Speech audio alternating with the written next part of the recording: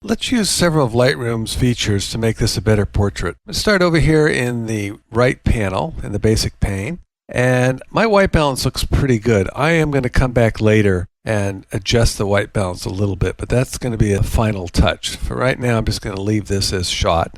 I can tell the exposure could use some tweaking. I'm going to hit the auto exposure, which is a good place to start.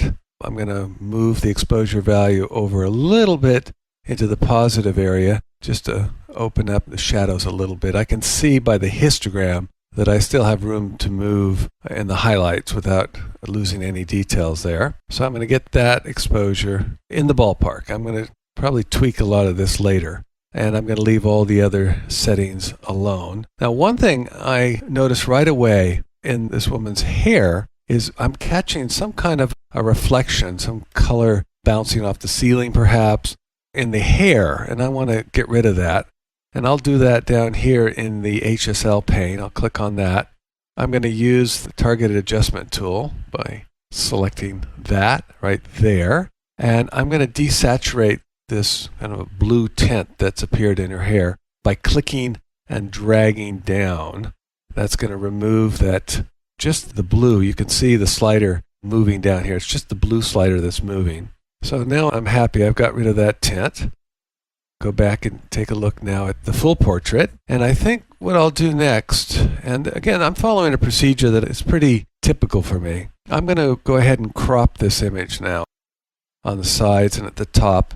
I'm going to bring the top down. I'm using the crop overlay tool found here in the tool strip. And let's tighten it up a little bit because I really want to bring the focus to the woman's face. And let's bring that up here. I have lots of pixels to work with. This is a D3 Nikon camera with over 12 megapixels. So I can crop pretty much to my heart's content and not worry about losing any of the quality when I go to print. Tighten that up even more. All right, now I'll hit the return key. Okay, so now I put the emphasis where I want to on her face, and I think she's nicely positioned. And I'm ready to start working with some of the other localized tools that are offered by Lightroom. I think I'll start with the spot removal tools. Select that here in the tool strip, and I need to maybe enlarge the picture a little bit. I'm using the navigator to do that, and I'm holding down the space key and clicking to drag the image in the preview area.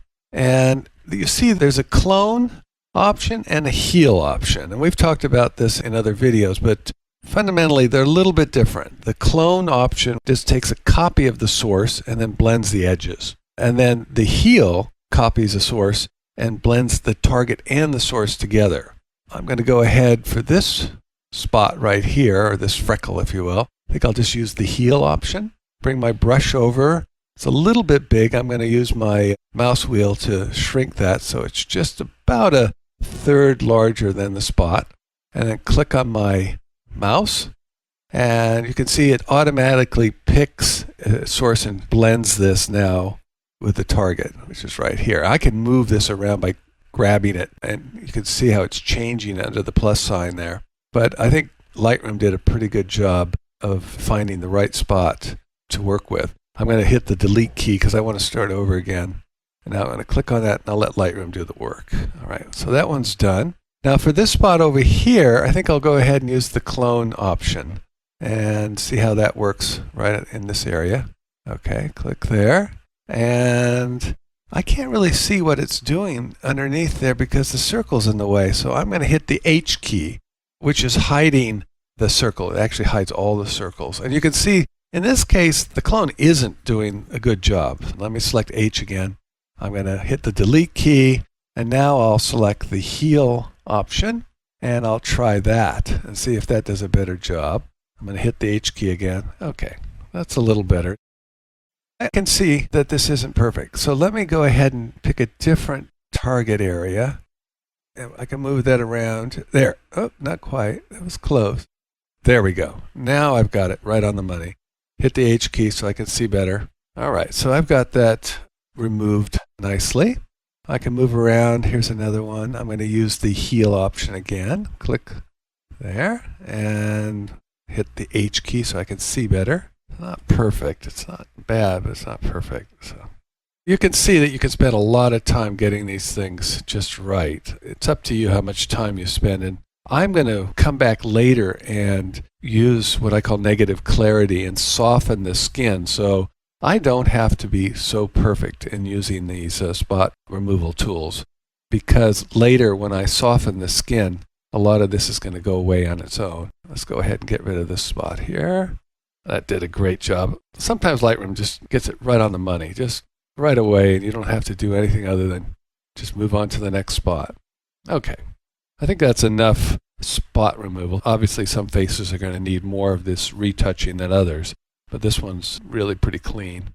Go back down to the fit view. All right, so now let's exit the spot removal tools. I can hit the Q key if I want. That'll take me out of there. That also will bring you into the spot removal tools. Q. There you go. So I'm going to move over. We're not going to use the graduated filter or the red eye removal tools just because there's no need to in this picture. I'm going to move over to the adjustment brush, and I can either select it here in the tool strip by clicking on it or simply hitting the K key, and that now opens up the absolutely super powerful, super cool adjustment brush. So the adjustment brush is where you do localized corrections. Most of the features and tools in the Develop module are what's called global. When you use them, they affect the entire image. The adjustment brush is when you go in and you actually select a particular area to work with, and only that area. So let's go ahead. I'm going to work as an overview. Let me say I'm going to do the eyes, I'm going to do the lips, I'm going to do the teeth, and I'm going to end up with a little bit of selective skin softening. So let's start with the eyes. Right away, you're going to want to enlarge, magnify your image if you're going to work on the eyes. And if you go back to the keyboard and you try to use the familiar keyboard command, let's say from Photoshop or actually from other tools in Lightroom, you're not going to be able to enlarge right off the keyboard. Some people just give up on the keyboard command and come over and just use the navigator and use the navigator to move your way around like that.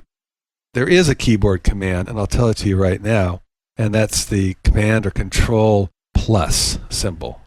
So I'm doing that right now. So I can still use a keyboard command to enlarge, and if I want to reduce, it's Command minus symbol.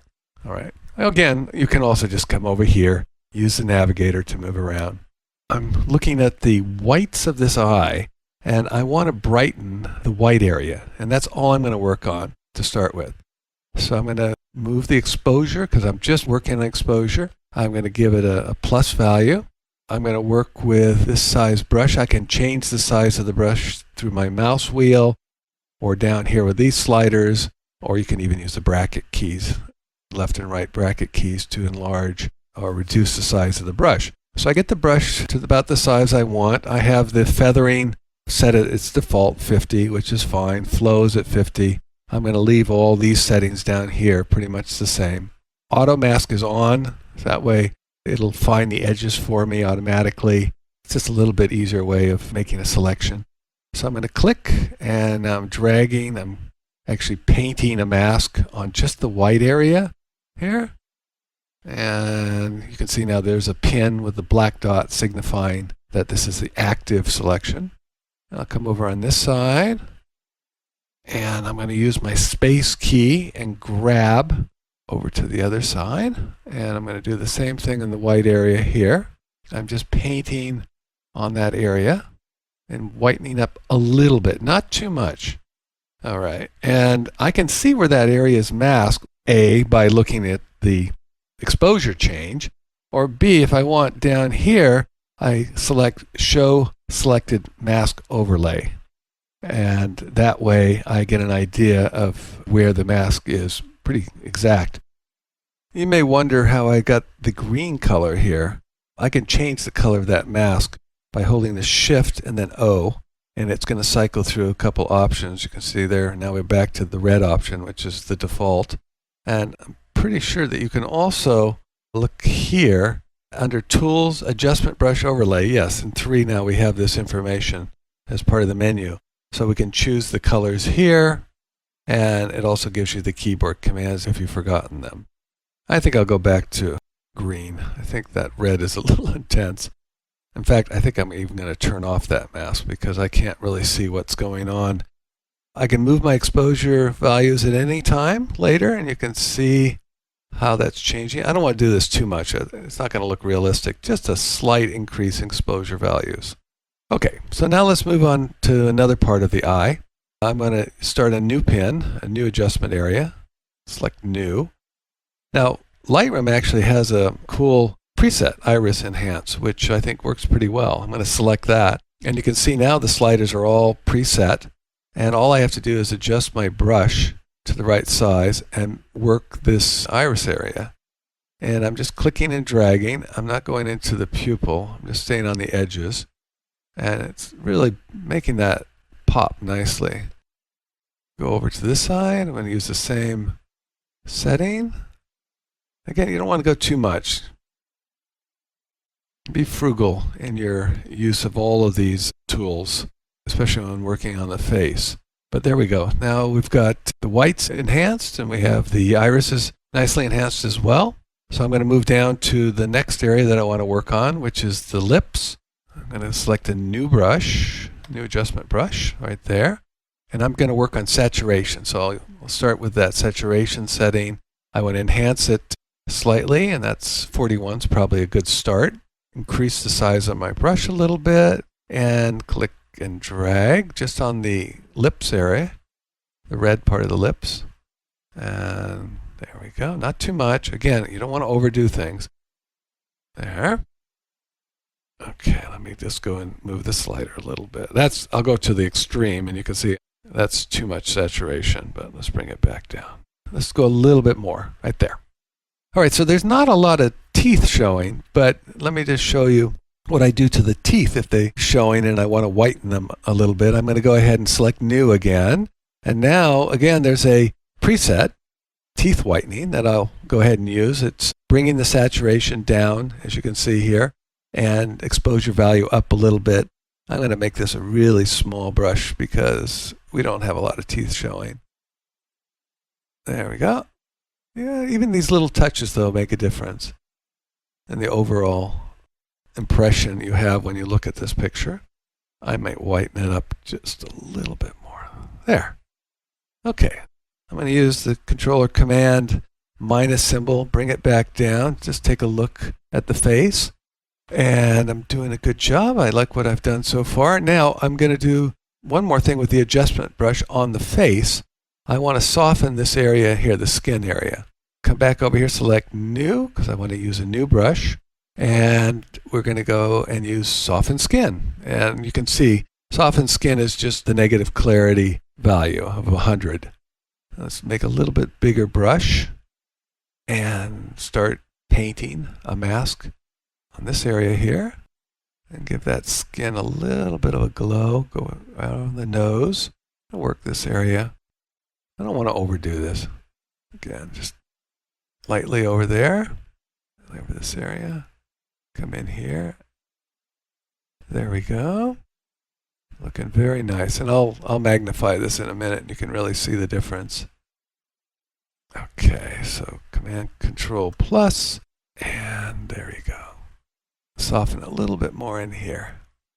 Okay, these brushes, remember, they're cumulative. So if I find that this softens skin, if it's not softening the skin enough, I can select a new brush, a new point, and then use the same setting, the negative setting, and I'm actually now painting on top of the previous adjustment. And because the settings are cumulative, it works on top of the previous settings, I can actually even get more softening, probably more than I ever need. But that's something to keep in mind if you really want to kind of go for crazy effects. You can layer the effects on top of each other. Let's go back and see how we're doing here. Fit. All right, so I'm going to hit the H key and get rid of those pins. And I'm going to go ahead and take a look at this. It's looking good. I'm pretty close to being done. I'm going to show you one more thing that I once in a while will do. And it'll show off another feature of the adjustment brush. Okay, so now I'm going to add some color to her hair with a little bit of control. I've got a new adjustment pin selected. I want to move my exposure In the positive values there, I'm going to select the red. I've already selected that there, red color, and keep my brush settings the same. Bring this down. Now if I want, I can now paint that red into the hair and give her some streaks of red or whatever color you want. There we go. Okay, well, I'm not sure that's helping this picture, but you get the idea of what you can do. You can paint in tints anywhere you want. In fact, I think I'm going to find that pin, which is selected right here, and hit delete and get rid of that, because that wasn't helping anything. But you could see the potential there. Hit the H key. Take a look at this again. I think we're in good shape with that. So I'm going to deselect the adjustment brush. I could have also hit the K key. That would have deselected it. Let's go into the before and after view so you can get an idea of what we've done to this picture. Close that. And there you go, right away. I think you can see the improvements. I'm going to do one last thing here to give this image a final touch. I'm going to go under the effects pane, and I'll just give it a little bit of a post-crop vignetting. I think I'll choose color priority and just darken the edges a little bit there. I want that set. Let's go like this. Okay, the amount, bring that down. There we go. That's what I wanted. Perfect. Okay, so hit the D key, which just brings me back to my loop view. Let me go ahead and hit some lights out by hitting the L key one more time, and it goes completely dark. Yes, I think we have a very nice portrait. And as you can see, it didn't take all that much to make this a better image. And the beauty is I can go back at any time and change my settings, adjust my settings, start all over again, and I haven't touched the original file.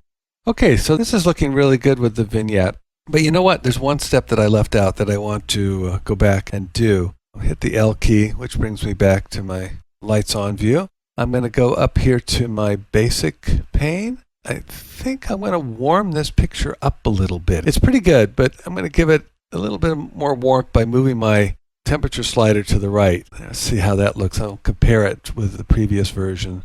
Yes, see, the skin now is even more healthy looking. Just a little bit of adjustment in the white balance setting, and now it looks like I've used a gold reflector or something, and the light quality is much more pleasing. Hit the D key, which brings me back to loop view, and now let's take a look at this with the lights out. There we go. Now that's perfect.